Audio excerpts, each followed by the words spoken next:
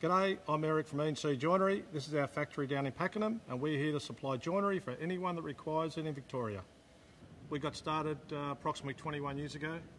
I set up a cabinet making shop for another building company and thought, well, let's do it ourselves. And me and Cheryl committed ourselves and off we went.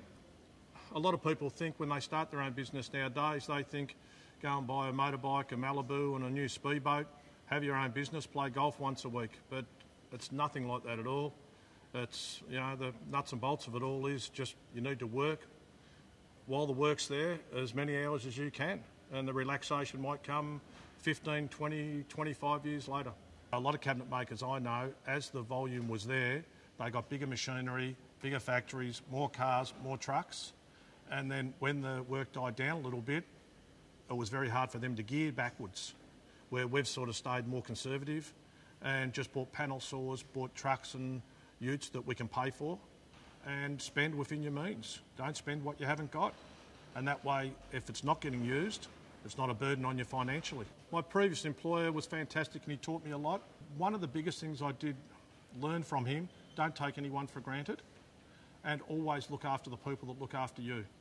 You know, your staff, you're only as good as the staff you've got out there. You can get the job in, but then the job still has to go out.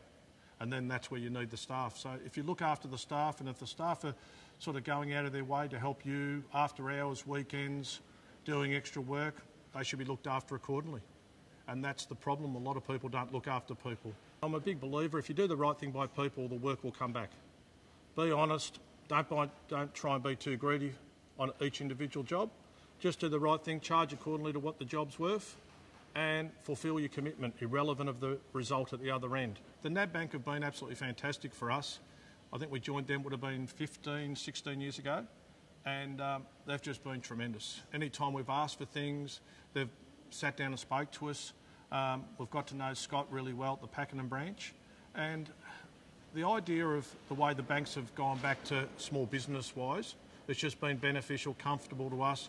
I can ring Scott up any time of the day and run something by him and he'll tell me, but as he knows that we're not going to ask for things that we know we can't sustain or can't pay back later. So we just work together, but whenever we've asked for anything, they've just been tremendous. It makes it so much easier for us. I still enjoy what I do. I still love the clientele I meet. And I just think it's a fantastic building industry, fantastic clientele base, the staff are good, and just be positive about what you do. Be cheery and happy every day because there's someone else with more problems than you around the corner.